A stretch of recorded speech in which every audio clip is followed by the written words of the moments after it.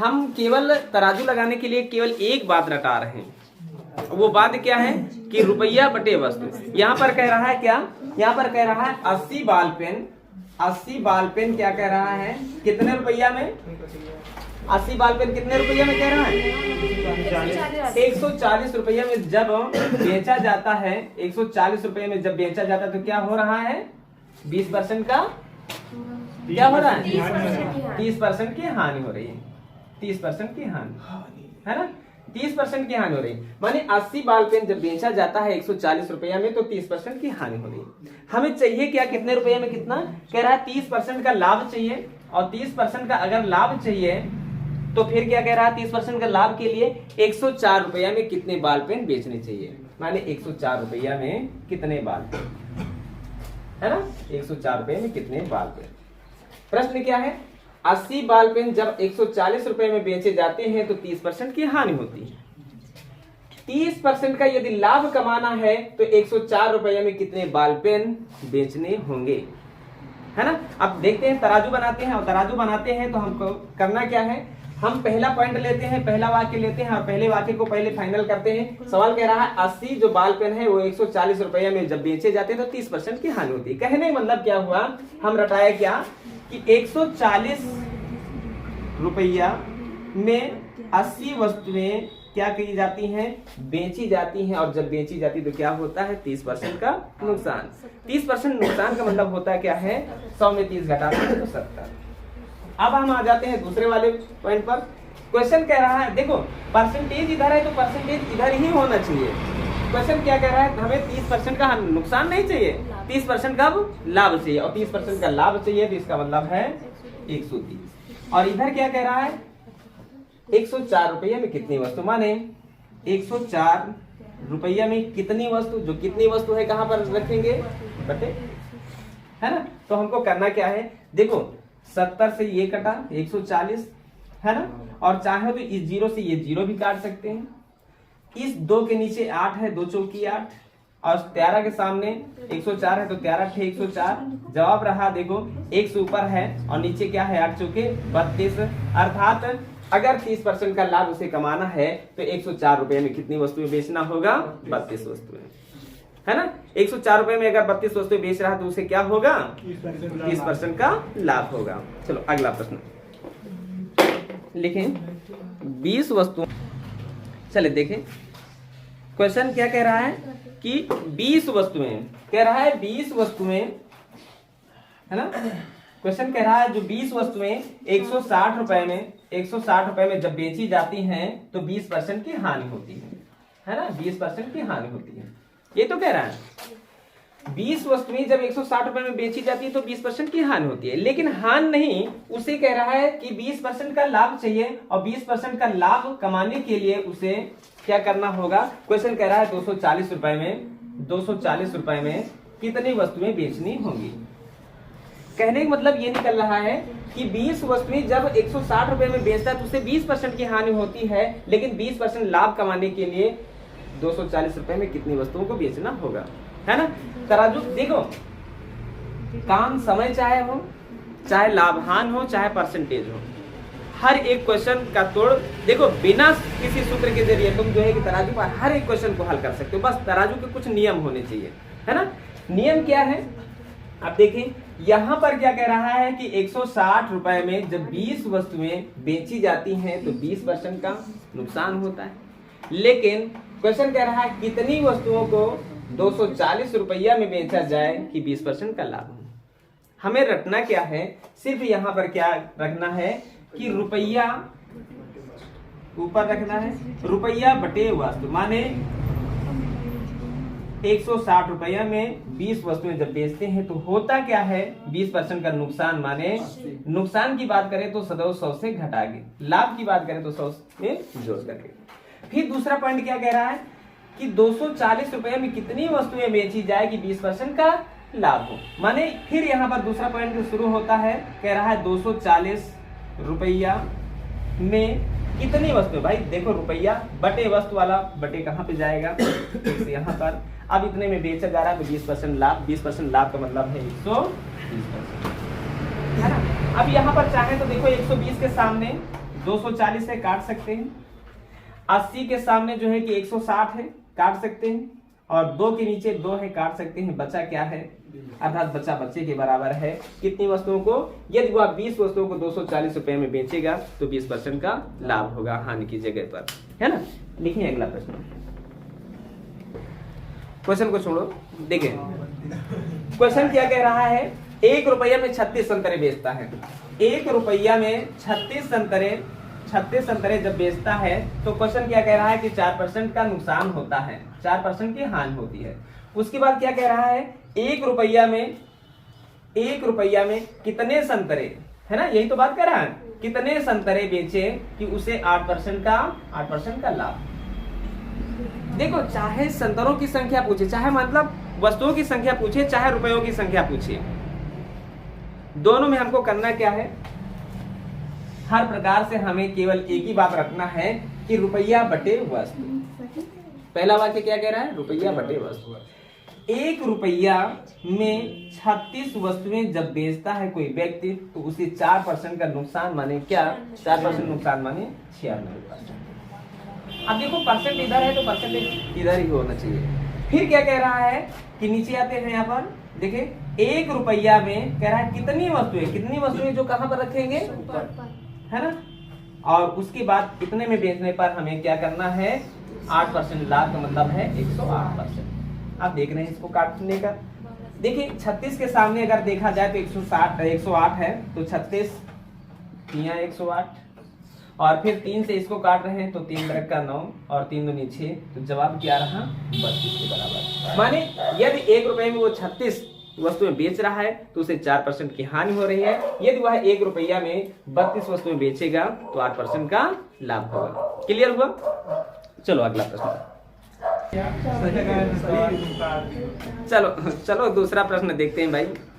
चलें देखें क्वेश्चन क्या कह रहा है कि 40 रुपया में 45 वस्तुएं बेची जाती हैं तो क्या होता है, 20% का नुकसान होता है। यही तो कह रहा है, 20% की हानि होती है। माने कोई व्यक्ति है जब 40 रुपए में 45 वस्तुएं बेच रहा है तो उसे क्या हो रहा है, 20% का नुकसान हो रहा है। फिर क्या क्वेश्चन क्या कह रहा है कि 24 रुपए में कितनी वस्तुएं बेचे कि उसे 20% का लाभ, है ना, 20% का लाभ। देखिए प्रश्न चाहे जैसा हो, तराजू पर लगाने के लिए सिर्फ क्या करना है, हमें तराजू बनाना है। और तराजू बनाने के लिए फिर पहला वाक्य पढ़ते हैं और पहले वाक्य में केवल एक ही पॉइंट देखना है कि जो वस्तु और रुपया लिखा है इनमें तराजू पर रुपया को ऊपर लिख देना है और वस्तु को नीचे लिख देना है। माने 40 रुपया में 45 वस्तुएं जब बेची जाती हैं तो क्या होता है, नुकसान। अगर नुकसान हो रहा है तो हमें 100 से घटा के लिखना है, अगर लाभ हो रहा है तो 100 में जोड़ के लिखना है, ये है ना। अब यहाँ पे क्या कह रहा है, 20% का नुकसान हो रहा है। 20% नुकसान का मतलब क्या, कितना लिखना है हमें, 80 लिखना है ना। अब हम यहाँ पर नीचे वाले पॉइंट पर आ जाते हैं। यहाँ पर क्या कह रहा है क्वेश्चन, क्या कह रहा है कि 24 रुपया में कितनी वस्तुएं, अब कितनी वस्तुएं कहां पर जाएगा, है ना, बेचा जाए कि उसे 20% का लाभ हो। 20% लाभ का मतलब क्या रखेंगे यहाँ पर, 120। अच्छा, जब कभी इधर के सारे पॉइंट पता हो और इधर का निकालना हो तो ये जान लेना 100 से अगर कुछ बढ़ा है तो वो परसेंटेज लाभ होगा, अगर 100 से कुछ घटा है तो परसेंटेज हानि होगी। क्लियर हो। रुपया बटे वस्तु, तराजू में तौलना है तो रुपया बटे वस्तु। जब रुपया पाओगे तभी वस्तु बेचोगे। बात क्लियर हुई। अब देखिए यहाँ पर क्या है, 40 का दुगना 80 लिखा हुआ है, काट दिए। फिर 2 से इधर काट देते हैं, 2 से काटेंगे तो 60 है ना। अब यहाँ पर क्या है, 12 से काट देते हैं, 12 दूनी 24, तो 12 से काटेंगे तो 12 पंचे 60 और इस 5 से इसको काट देते हैं, 5 9 45। तो हुआ क्या, 1 ऊपर है और नीचे क्या है, 9 दूनी 18। अर्थात कोई व्यक्ति 24 रुपया में 18 वस्तुएं जब बेचेगा तो उसे क्या होने वाला है, 20% का लाभ होने वाला है। चलिए टाइप चेंज करते हैं, अगला प्रश्न देखिए। क्वेश्चन क्या कह रहा है कि कुछ वस्तुएं 5 रुपया में 6 के हिसाब से खरीदी गई, है ना, यही तो कहा गया। 5 रुपया में 6 के हिसाब से खरीदी गई, 6 के हिसाब से खरीदी गई, है ना। और फिर क्या कह रहा है कि 6 रुपया में 5 के हिसाब से बेची गई, तो कितने प्रतिशत का लाभ हुआ या कितने प्रतिशत का हानि। अच्छा एक चीज ये बताओ, यहाँ पर क्वेश्चन क्या कह रहा है, 5 रुपया के 6 खरीदी जा रही, माने रुपया कम लगाया जा रहा है, वस्तुएं ज्यादा खरीदी जा रही, वस्तुएं कम मतलब रुपया कम लग रहा है और वस्तुएं ज्यादा खरीदी जा रही। और फिर दूसरा पॉइंट क्या कह रहा है, रुपया ज्यादा लिया जा रहा है और वस्तुएं कम बेची जा रही हैं, माने कम रुपया दे करके ज्यादा खरीद लिए हैं और ज्यादा रुपया लेकर के कम वस्तुएं बेच दिए हैं। कंफर्म हो गया होगा अपने दिमाग में कि लाभ हुआ है या हानि हुई, बोलो क्या हुआ होगा, लाभ हुआ होगा, है ना। अच्छा कितने प्रतिशत का लाभ हुआ है या कितने प्रतिशत का हानि हुई है, ये बात जानने के लिए हम तराजू पर इस सवाल को तौलते हैं। सदैव रटाते आए हैं, कभी भी ऐसा प्रश्न आए तो सिर्फ एक पॉइंट रटना, रुपया बटे वस्तु। कितना क्या रटना है, रुपया बटे वस्तु। पहला वाक्य कहता है 5 रुपया में 6 वस्तुएं खरीदी जाती हैं। खरीदने को हम क्रय मूल्य कहते हैं और क्रय मूल्य सदैव होता है क्या, 100% के बराबर। क्लियर हुआ।